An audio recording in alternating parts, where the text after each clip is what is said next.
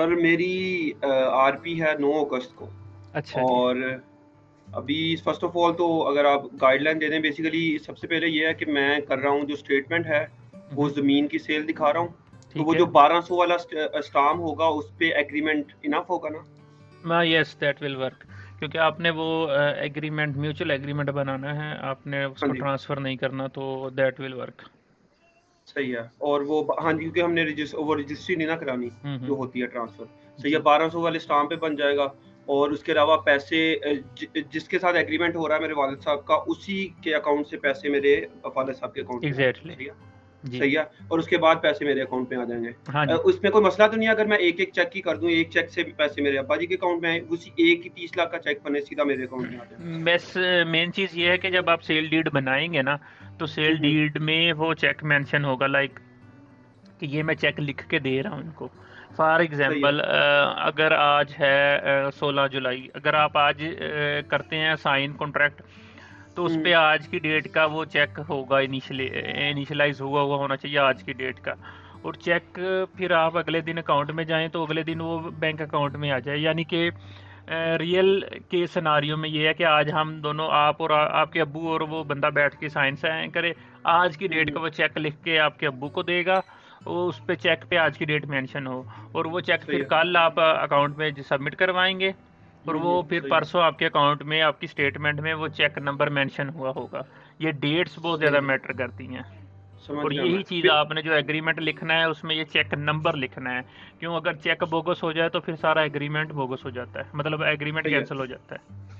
सही है। इसमें यानी कि चेक नंबर लिखना लिख दें हम स्टाम्प में भी जो हमारा एग्रीमेंट होगा, लाजमी, उसमें भी चेक लाजमी। नंबर लिख दें। Thank you so much. ये तो बड़ा ज़रूरी काम होगा क्योंकि मैंने कल ही करना है ये सारा काम। हम्म, ये जो एग्रीमेंट लिखना है। और फिर कल ही चेक लिख लें और क उसका चेक नंबर वगैरह सारा कुछ उसमें आ जी, जाए। सही है? फिर साइन कल होगा, और कल जिस दिन कॉन्ट्रैक्ट साइन होगा उसी दिन चेक भी लिखा हुआ होगा, उस पे डेट चेक पे वही होनी चाहिए, और वो जो सही है। नंबर है वो स्टाम्प पेपर है पर मेंशन होना चाहिए। ठीक हो गया। यानी कि इस चेक से पे हुए हैं, उस चेक का नंबर ये था, जी, उसकी अमाउंट जी, ये थी और जी। ऐसे हुआ है उस दिन। सही है। और फिर बेशक उसी दिन शाम को जाके जमा करा लें या अगले हाँ, दिन वो जाके जमा शाम करा को लें। या अगले दिन जमा करवाएं। वो इंटर बैंक जो होता है वो एक दिन में हो जाता है, इंट्रा हुँ, हुँ। बैंक जो है उसमें 2 से 3 दिन लग 2-3 दिन जाते हैं, तो लगेंगे। वो दोनों सही है, सही साइड है। में सेफ है। उस पे फिर हुँ, हुँ। विद सही इन है। वीक हो जाता है मैक्सिमम। नहीं, नहीं वो सेम बैंक ही है तो वो आ जाएँगे 1 दिन हाँ, में, तो वो वो एक मसला दिन नहीं में है। आ जाएंगे, और वो ठीक है। तो वो हुँ, हुँ। डेट्स, असल में डेट्स और check number is most very very important इनके, इन समझ दिस गया केस। मैं, समझ गया। और दूसरी चीज़ बाद में 30 का ही डायरेक्ट चेक लिख लूँ मैं अपने अकाउंट के लिए, अपने अब्बा जी के अकाउंट से। आपने एग्जैक्टली कितने चाहिए आपको पैसे? मैं बेसिकली अभी 24 से नीचे ही हूँ। अच्छा, अच्छा। हाँ, तो तो लेकिन मैं आप, मैं सोच रहा हूँ 30 रखवा लूँ। हाँ, लेकिन इसमें थोड़ा सा ये कीजिएगा, थोड़ा से दिनों का गैप रख लीजिएगा, लाइक 7 to 8 डेज का, आपके फादर के अकाउंट में आ जाएं, फिर उसके बाद आपके अपने अकाउंट लेकिन में। दूसरी साइड पे वकास में ज़्यादा टाइम बचा नहीं है, 9 तारीख नो है मेरी तारीख है ऑफिस। ना, लेकिन आप कल का सेल डीड कर लें, कल मंडे को कर लें, और नेक्स्ट मंडे को आप अपने अकाउंट में पैसे कर लें, तो वो तो आपके सेम डे में भी हो जाएंगे पैसे हाँ, हो ट्रांसफ़र। जाएँगे वो भी हमारे अकाउंट एक ही हाँ, तो वो यानी 22 कि या बैंक। 23 जुलाई को वो हो जाएंगे, तो भी आपके पास 10-15 डेज पहले हो जाएंगे, इट्स ओके। सही है। अगर मैं जुमे को कर लूँ तो कोई मसला नहीं है, 4 दिन भी निकल जाएँगे और 2 दिन वो भी बच जाएँगे, स्टेटमेंट ज़्यादा हो जाएगी उस हाँ, फॉर्मेट में। इतना मसला नहीं है, लेकिन वो वेल प्रैक्टिस्ड जो चीज़ है, वो 1 वीक का डिले इस केस में डाल दें तो बेहतर है। चलें ठीक है, मैं हाँ, फिर मैं यही करूँगा कि मंडे को ही कर लूँगा नेक्स्ट। क्योंकि वो सही एक है। एक वो प्रॉपर 7 डेज का डिफरेंस आ जाता है, तो वो जो नॉर्मली मैं रिकमेंड करता हूँ स्टूडेंट्स को जिनकी आरपी अप्रूव्ड हुई है, उनकी प्रोफाइल हुँ, के हुँ। हिसाब से एक नॉर्मल प्रैक्टिस है। ये कोई हार्ड एंड फास्ट रूल नहीं है, मतलब, हुँ, लेकिन हुँ। ये एक वेल प्रैक्टिस्ड जिसको बोलते हैं कि ये है वो। सही है, सही है। और इसमें ये है कि मेरे अब्बा जी की कोई इतनी ज़्यादा ट्रांज़ैक्शंस नहीं है, उनका अकाउंट एक्टिव था, कोई इट्स 20-30 ओके। हज़ार रुपए पड़े होते थे, बस यही था। और इट मेरी जो स्टेटमेंट है वो विकास भाई बन गई है कोई 12-13 सफ़े, तो वो तो कोई मसला नहीं है। मैं अपना पर्सनल यूज़ में होते थे, कोई 10,000 ऐसा निकल रहा करें, है, अगर 5,000 निकल रहा है। अगर आपके 5 पेजेस से ज़्यादा हैं तो आप फिर उनको 6 महीने की बजाय 3 महीने पे ले आएं। सही है, अगर आखिरी आपके, चंद महीनों हाँ, की जगह। अगर अगर आपके ज़्यादा बंदे, क्योंकि मेन चीज़ ये है कि आपके अब्बू ने आपको स्पॉन्सर किया है, वो ट्रांजैक्शन आएगी, आपने उस ट्रांजैक्शन को सेपरेटली हाईलाइट करना है, हुँ, और हुँ। वो आपने अपने फादर की ट्रांजैक्शन के ऊपर भी, उनकी बैंक स्टेटमेंट में भी वो हाईलाइट करनी है, जो कि हुँ, हुँ। आगे जो बंदा बैठा है उसके लिए जो मेन चीज़ होगी, वो देखेगा सारे डॉक्यूमेंट, लेकिन जो हाईलाइटेड है उसको वो क्रॉस वेरीफाई कर लेगा, जो कि आप हुँ, हुँ। उसमें इस केस में मैं ये रिकमेंड करता हूँ कि जब आप ये लगाएंगे तो मल्टी कलर हाइलाइटर यूज़ कर लें। लाइक आप ग्रीन से अपनी और अपने अब्बू की वो एक ट्रांजैक्शन हाईलाइट कर लें, और ब्लू सही से है। आप जो आप सेल डीड लगाएं वो, और जिसमें आपके अब्बू के पास पैसे आए वो हाईलाइट कर लें, ताकि मनी ट्रेल जो है end of the visa officer जो है वो उसको खुद से कोई लंबा चौड़ा हिसाब ना लगाना पड़े। सही है, सही है। यानी कि जो मेन ट्रांज़ैक्शंस हैं उनको हाइलाइट कर दूँ ताकि उन्हें पता हो कि क्या दिखना है। ये मेन सेपरेट ट्रांज़ैक्शंस हैं, कलरिंग। सही है? जी। सही है।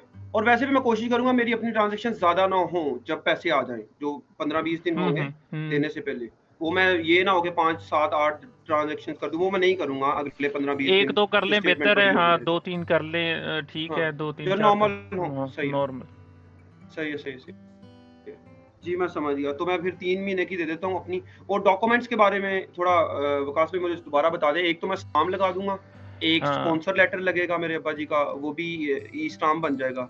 इंग्लिश में बना लूँ वो स्टाम्प।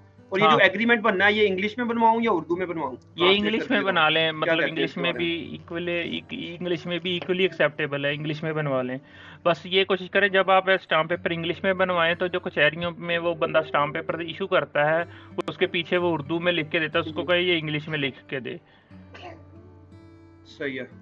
जो मैं इंग्लिश में बनवाऊँ उसके क्यों पिछला मामलात भी सारे इंग्लिश में ही लिख दूँ। हाँ, सही वो है। जो स्टाम्प पेपर की बैक साइड और पे ना वो अटेस्टेशन लिख के देता है, तो वो भी उसी हाँ जी, लैंग्वेज हाँ में जी। करवा लें। हाँ जी, हाँ जी। सही है। और इसके अलावा विकास भाई जो मसला है अपना कि यानी कि सॉरी मेरे ज़हन से बाहर निकल गया। इसके अलावा मैंने कोई डॉक्यूमेंट्स तो नहीं ना देने? इसके अलावा ये जो फ़र्दे वगैरह हैं वो देने की ज़रूरत तो नहीं है नहीं नहीं, साथ? वो उसे देने की ज़रूरत नहीं। अगर आपके पास लैंड की वैल्यूएशन है वो एक सफ़े की होती है, अगर वो है तो वेल एंड गुड, अगर नहीं भी है तो वो ऐसा इतनी मस्ट नहीं है, हुँ, हुँ। जो कि यानी कि मैं अपने पटवारी से हाँ, मिलती है। सही है।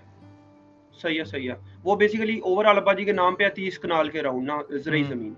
तो हमने कोई 2-4 कना 2-3 2 कनाल 4 कनाल लिख देनी है इस पे स्टाम्प पे और बाकी बता देना कि इतने कनाल की और ज़मीन है। उसको स्पॉन्सर लेटर में एक एस्टिमेटेड सी वैल्यू बता देंगे कि ठीक। और इतनी इसकी आपके वैल्यू फादर है। का एफबीआर रिकॉर्ड है? नहीं, नहीं वो हमारे कोई वो बेसिकली फाइलर-शाइलर नहीं है पापा जी। और वो कोई एग्रीकल्चर का है या उनका अपना बिजनेस, क्या है वो बिजनेस साइड बेसिकली से? ज़मीन हमारी ज़्यादा ठेके पे ही है। हमारी है दुकान है उसके अलावा किराना स्टोर है गाँव में। अच्छा अच्छा अच्छा अच्छा अच्छा, सही सही सही। हाँ नहीं लेकिन ठीक है मेन फिर। मैं हाँ, मेन फिर इसी पे यही है कि रिलाय कर रहा सेल हूँ ज़मीन वाले सेल मामले डीड, पे। हाँ सेल डीड हाँ। क्लियर कर लें, और ये जो है एग्रीमेंट जो है इसको कर लें साथ। और हुँ, तीसरी चीज़ ये है कि आपने बैंक स्टेटमेंट्स जो है अपनी और अपने अब्बू की, ये चीज़ें हुँ, हैं ये। और जो वो पर्सनल स्टेटमेंट लिख के देंगे वो इस केस में वेरी वेरी इंपॉर्टेंट चीज़ है कि वो टू दी पॉइंट सही है। लिख के दें कि जी वो कौन सेल कर रहा है और कितने में और किस चेक के थ्रू, ये चीज़ें। सही, सही मैं समझ गया। एक तो हाँ, हाँ और वो मेन मेरे अभी डॉक्यूमेंट्स हैं कि एक स्टाम्प जो एग्रीमेंट का है, एक हम्म। अब्बा जी का स्पॉन्सर लेटर बनेगा जो स्टाम्प होगा दूसरा जी। और उसके अलावा हमारी जो बैंक स्टेटमेंट्स हैं। मेन यही हाँ डॉक्यूमेंट्स हैं ना, इसके हाँ अलावा तो हाँ, मुझे कुछ और नहीं अगर करना। आप जिसको लैंड ले रहे हैं उसका वो चेक की कॉपी जमा करवाने से पहले उसकी एक कॉपी बना लें, वो वेल एंड गुड हो जाएगा। वो कॉपी भी लगा दें। हाँ, कोई हाँ मसला ही नहीं है, वो भी कर लेंगे। वो हाँ, खुद ही वो तो मिल ही मामलात किए हैं जाएगी ना सारे। आपको, वो अवेलेबल ही रहेगी, हाँ जी, हाँ सॉरी। जी, ज़ाहिर-सी बात है चेक पास ही होगा। उसकी कॉपी हाँ करा जी। लेंगे, तो वो भी लगा देंगे। चलिए ठीक है, मसला ही कोई नहीं है। जी, अच्छा, अब उसकी कॉपी भी लग जाएगी और फिर जो मेरे फादर चेक लिखेंगे उसकी कॉपी चाहिए कि रहने दें वो भी? वो भी रख लें, कॉपी रख लें वो, लेकिन वो ऐसा मैसेज नेसेसरी नहीं। जब आप हाईलाइट कर देंगे ना दोनों उसमें बैंक स्टेटमेंट में, तो वो ऑटोमेटिकली भी वैसे वो आ जाएगी, उसका इतना इशू नहीं है। जो दूसरा बंदा देगा ना वो उसकी स्टेटमेंट से नहीं लगानी है आपने, सिर्फ उसकी वो चेक बुक की कॉपी लगा दें तो वो काम कर जाएगा। चले ठीक है, आपकी थोड़ी सी आवाज़ मुझे आई थिंक इस वक्त नहीं आ रही।